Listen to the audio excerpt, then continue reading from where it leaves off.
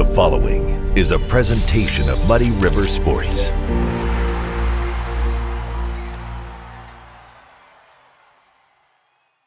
Welcome to another episode of Schuck on a Truck, brought to you by Schottenkirk Toyota.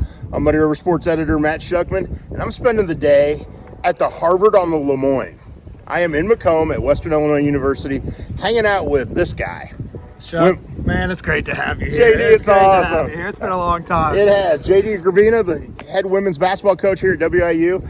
You and I haven't had a chance to hang out in a while. I know we've kept in touch, but it's been a while since we've actually sat down and hung out. I've watched a lot of Schuck on the Truck in my day. I was kind of waiting around for my invite. I almost kind of did the passive aggressive, trying to invite myself. So I was right in time you invited me. So you're John Bonencamping it. That's exactly right. That's exactly what I'm Every doing. time I put one out on Twitter, hey, we're doing a Schuck on a Truck, I haven't got my invitation yet. We may need to get him on. We'll see. At some point. He thinks he's a big deal. So we'll have to see if he can live up to Schuck on a Truck. Yeah, he did run QB a few He times did. for the old He Western did. Illinois Leathernecks. Are you going to ever put him on the court at point guard? I've see tried what he to would get him do? out here for practice squad. You know, he's been.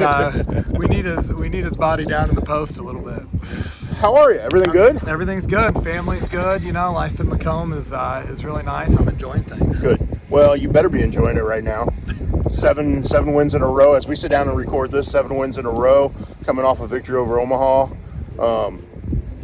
You guys are rolling right now, aren't you? Yeah, we are. You know, I mean, I think the thing I'm excited about is we're playing well. Yeah. You know, it's not as much our record, and we've had a little bit of a soft schedule, and heck, we've played 9 games. We've had 7 home games, so that's stuff nice. makes a big difference. Yeah. And so I'm hoping, you know, people and maybe ourselves don't think we're better than we are, because we've got a long way to go. But at the same time, it's a good problem to have, because we are playing well. We are getting some confidence. It doesn't matter if some people consider the schedule soft. You still got to go out and play. You still got to go out and win. You still got to go out and take care of business. Yeah, and like I said, it's how we've played. I mean, you know, we played a good Northern Illinois team who beat us by 40 last year and turn around and beat them by 33. You know, then we go on the road to Valpo and really take it to them. So I think that gave us some confidence, just again, the way we were playing, the way we were winning. Yeah. And then to win 2 hard-fought games at home against former Summit League teams in St. Thomas and Omaha, I think, you know, is getting that confidence to continue to grow.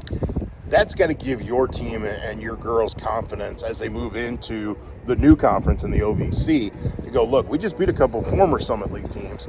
We can go compete in the OVC. Yeah, and I feel like those 2 games were a lot like OVC games. Yeah. I mean, the teams pressured us a little bit at times. They spaced us out and attacked the basket. So things we're going to see in the OVC. And I mean, the OVC is just completely level. I mean, I've never seen a conference where I think the team that wins it may have, you know, 4 or 5 losses. I just think everyone's going to be beating up on each other a little bit. And that's what makes the conference fun. Well, if you have that kind of parity, you know you're right there. That's right. And you have a chance. If you play well, you can elevate yourself to the top. That's exactly right. I mean, I think there's no doubt that we have a chance to compete in the top tier of the OVC. I think realistically, if some things don't go our way, you know, we have a chance to slide down towards the bottom tier. So again, I think that's what makes the league fun. I think that's why I was excited when we joined the league. It's just that parity. And when you get the conference tournament, it's going to be anyone's game, you know, and you're playing for that NCAA bid. So that's fun. I know one of the things we talked about in the preseason and at media day was just getting used to the OVC. Different road trips, different places you're going, different towns, different hotels, all that stuff. Are you excited about that, of just seeing some different things? I really am. I mean, it's just nice. You know, I think I've been here 13 years, so it's nice to get a little bit of a fresh start and again, go some new places. We're traveling more south, so honestly, the weather's just better. We got a beautiful day for Schuck on the This Truck. worked out great, didn't it? Oh, man. Well, I was looking at the forecast, looking at the schedule, and going, okay, because I'm trying to map it out when you're at home. You've been home a lot, but it's like, okay, if it's 30 degrees, do we really want to sit out here and do this? Yeah, we might go play 9 holes after this, you know. But Harry you know, Masato's right over there. That's right. We're going to some places, again, compared to going to North Dakota and South Dakota, where the weather really is miserable. And you're going to Nashville, you're going to southern Missouri, and you're going place where the weather's nice, and some cool towns. I mean, getting to go to Nashville will be neat. But and then there's different playing styles in the OVC. You know, a little bit, I think, more of a quickness guard type of league and athleticism in the forward spots, not quite the what I like to call the farm girl strength of the Summit League. So it'll be a good, fun challenge, I think, from a coaching perspective. Well, and you don't have to go somewhere where you have to walk through underground tunnels from one building to another because it's so cold outside. That's right. I mean, one year we were at North Dakota and it was negative like 30 degrees. It was one where you throw the hot water in the air and it immediately turns to snow. So, it'll be, I won't miss the Dakotas, you know? No. But you talked about backcourt play, quickness, kind of a different style in the OVC. That fits you guys, though, doesn't it? It does. It's a lot like we like to play, and we have some good athletic quick guards and some forwards that can get around people and score. So I think it is a good fit for us. I don't think we'll be overwhelmed with the size. There's a couple teams that have some bigger players that are good athletes, but as far as the league and as a whole, I don't think we'll be quite as overwhelmed with the size as we were in the summer. This is Schuck on a Truck, brought to you by Schottenkirk Toyota. If you're looking for a vehicle, head out to Schottenkirk. They'll take care of you. Or if you want to get rid of your vehicle, they're always looking to buy, and maybe they need to hook me up with a new truck. I think they need a sponsorship for sure. They've been great. NIL money. Yeah, there you go. NIL money. They've been great though. They've helped us out, and it's been fantastic. But that's part of the college game now is the NIL money. And from when you were at Quincy, your 4 years at Quincy University, to when you took over here to now, the game has changed dramatically, hasn't it? Everything's changed. Yeah. And I think most coaches, probably a lot of people would agree, a little bit for the worse. I think the idea of NIL was really good, and that is players should be able to make money on their own. Yeah. If we're selling Johnny Manziel jerseys and making millions, he should get some money from that. Correct. Back in the day, if you were a talented musician or artist, you couldn't even sell your work if you were an athlete and make money on that. And the idea of it is you should have a right to. I don't think the idea was that you're just going to be given money by big boosters and drawn away from other schools, into the transfer portal. And so we're kind of fighting that, but we're trying to do something different here. It's something I'm selling and recruiting. We don't have one single kid from the transfer portal on our team this year. And what we're trying to do is bring kids in young, develop them, get them experience early, and I think that's going to pay off for us, hopefully down the road. It looks like it's already paying off because some of these names are familiar now. That's right. We have a really good combination. And when you have good young kids, we're starting 2 sophomores and a freshman. Right. But we've got some really good experienced kids to go along with them. Melissa Dens, Anna Dietz, Mallory McDermott, some kids like that, Kenny Flanagan, that really kind of hold the fort down with the experience, and they help the younger kids along. And as talented as our younger kids are, when you put them on the floor all together, they struggle because they don't have those experienced kids anchoring them. Well, it's interesting. I've had the chance to watch some college football. Obviously, I've watched my alma mater, Mizzou, quite a bit this year because Mizzou rock. It's been fun. Well, and you're familiar with that, married to a Missouri girl. That's right. So, but it's always been interesting because you're sitting there listening to the play-by-play guy, and he'll be like, okay, wide receiver's lined up to the right, and he's a transfer from Oklahoma State. And then the next guy, it's not, he's a fifth-year senior, or he's a fourth-year guy who spent 2 years working his way into the lineup. It's, he's a transfer from here, It's annoying. Yeah. I like the way you're doing it. I mean, I agree, and I think when it gets to that big time, it's hard because you are talking about life-changing money. Yeah. I didn't think it would affect women's basketball the way it has, but, the big schools are still offering kids 30, 40, 50 grand a year to come play. That's a lot of money to a young person, but at the same time, I don't think you should sacrifice what can be, a really important 4 or 5 years as a college basketball player, something you worked your life for. And, I tell our kids, like, when you're 35 and you're looking back, the kids that I think stay somewhere 4 years are loyal to a program, and they're probably going to say they had a better college experience, and they're probably going to be more successful down the road. At least that's what I'm telling them, trying to get them to stick around. Well, if I remember correctly from Media Day, Mallory McDermott was talking about chemistry, camaraderie, and how this group is different, how this group has built some of that. Obviously, showing in the way you're playing right now. But teams that don't have that are struggling, and you guys really seem to have that, to have chemistry. Absolutely. I mean, this is probably the best intangible team I've ever had. Our 17, 18 team had really got along well, but I think this team even takes it to another level, and that goes a long way because things get tough. Playing time gets tough. I mean, you look like a kid like Mallory who was pretty much the hero in our St. Thomas game, and then second half, just because of some rotations, the way things got going, didn't get in against Nebraska Omaha in the second half, and to be able to kind of handle that and know that your teammates care about you and have your back and value you, and know that your coaches feel that way, I think goes a long way. Well, if you have players who are willing to sacrifice the I for the we, okay, I'm playing this many minutes this game. Okay, I'm not playing this many because somebody else is in a groove or foul trouble or whatever. It's just, if you can accept that and go, okay, I don't have to be out there 30 minutes a game. Yeah. as long as we win. That's exactly right. And I feel like we've got that team. And of course, everyone wants to, contribute. Right. And I think that's good to have that kind of drive. But they also are willing to accept their role. And really, it comes down to sharing the ball, too, when you have that unselfish attitude. We've probably shared the ball, again, better than we have in the last 5 or 6 years so far. That's awesome. You do have one player from our Muddy River sports area, and Kennedy Flanagan from Highland, from over in northeast Missouri. 4th year with you now, right? 4th year, yeah. Yeah. Or 5th. She's been here a while. It's our 5th year, yeah. She's been here a while.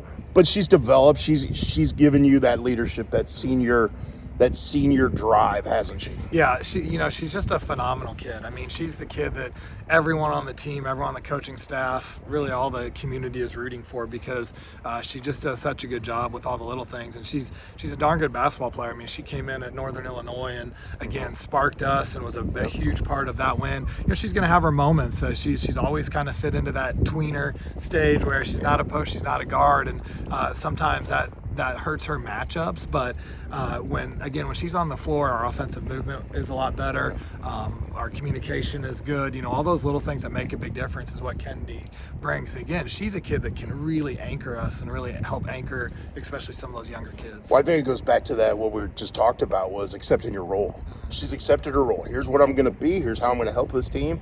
Let's go win. That's right. Yeah. And you couldn't ask for anything more than Kennedy. And, again, she's just one of those kids that everyone's rooting for, and she's going to be a big part of a lot of wins for us. Anybody surprise you? Anybody that's come in and maybe given you more than you expected, or somebody that you see, okay, they're growing, they're continuing to get better? Anybody that jumps out at you? There's a lot of kids that fall into that category. I think Mallory McDermott at times has been that kid. Again, she's someone too who can get caught up in a matchup, but she, comes in and just consistently can score and hit shots for us. And she's really improved defensively and rebounding. And that's something we asked her to do a couple years ago, and she's worked really hard in the weight room.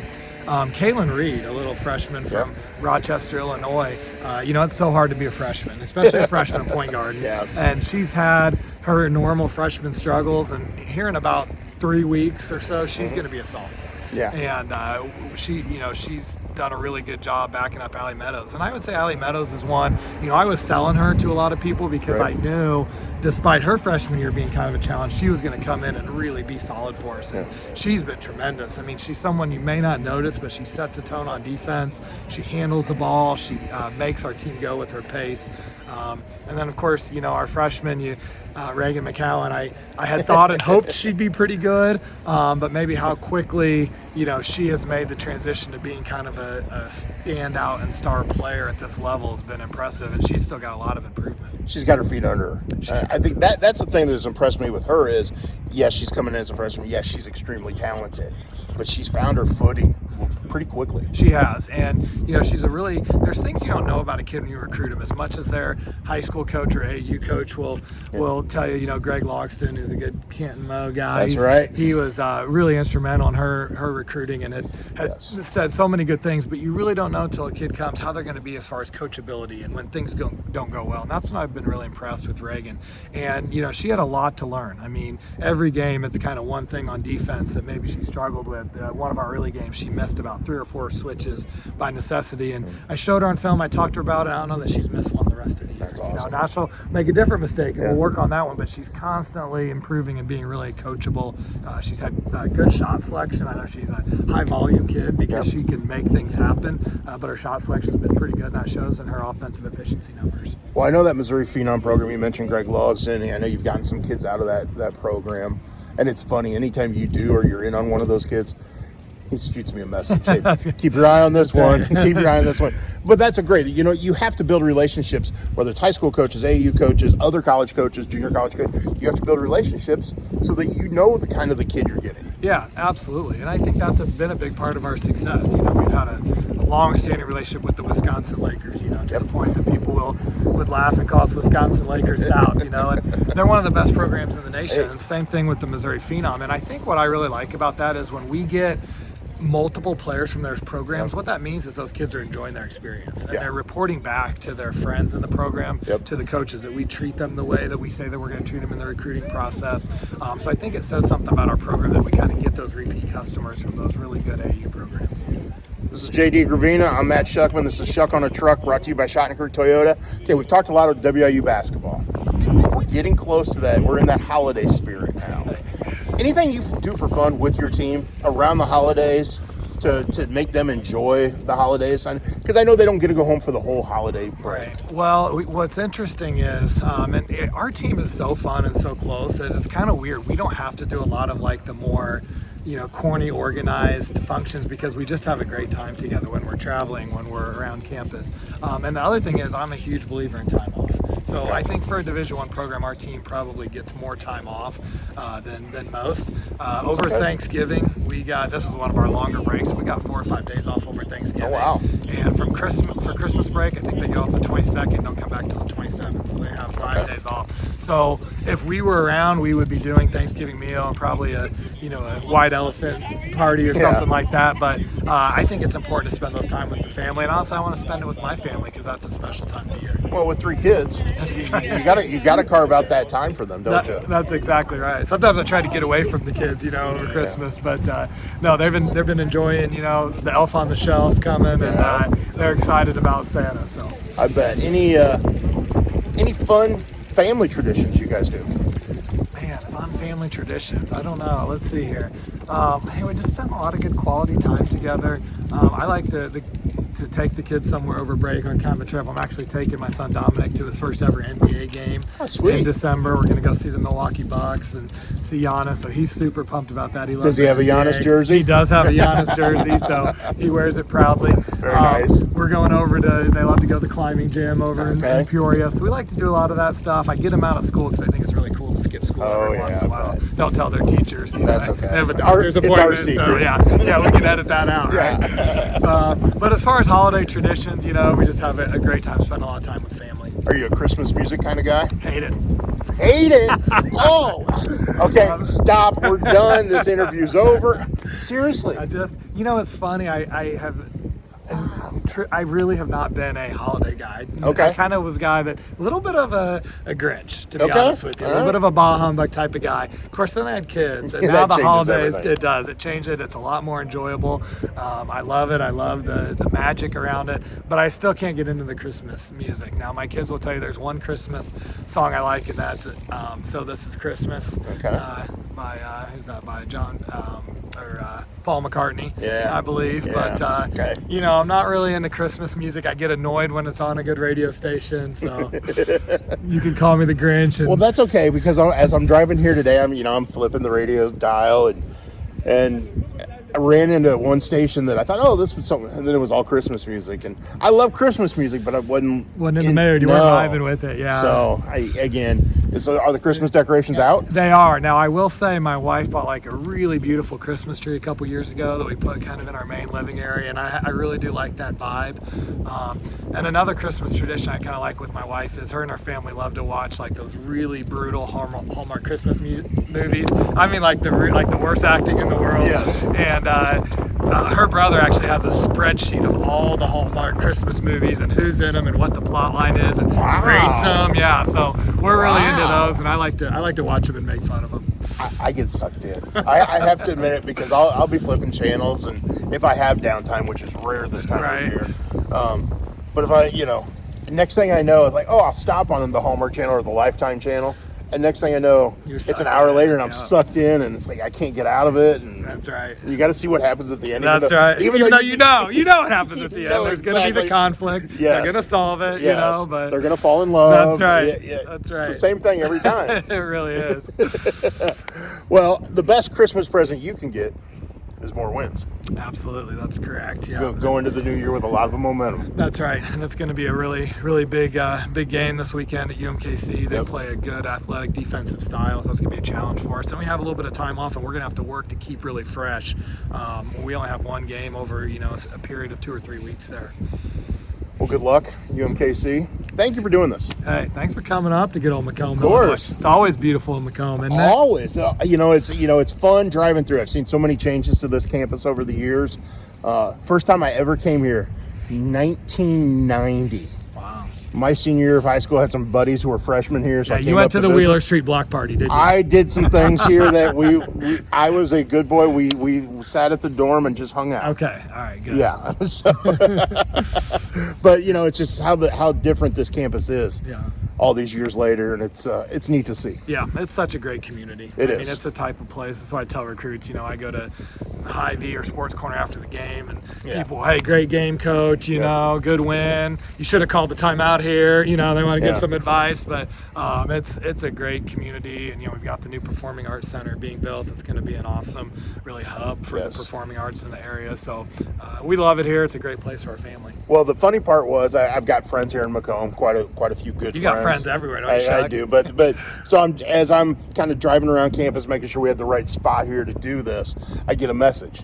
Did I just see Schuck on a truck driving through Macomb? So it happens. Your reputation precedes you around here. That's scary, though. Yeah, it is. Well, awesome. Well, I know you got stuff to do, so thank you for taking the time to do this. And hopefully let's do it again when March Madness rolls around and you're going to the NCAA tournament. That sounds like a fun time. That would be fun, That'd wouldn't be it? good, yeah. Awesome. All right. Awesome. For JD Gravina, I'm Matt Schuckman. This has been another episode of Schuck on a Truck, brought to you by Schuck Toyota. Muddy River Sports. Our home, our sports.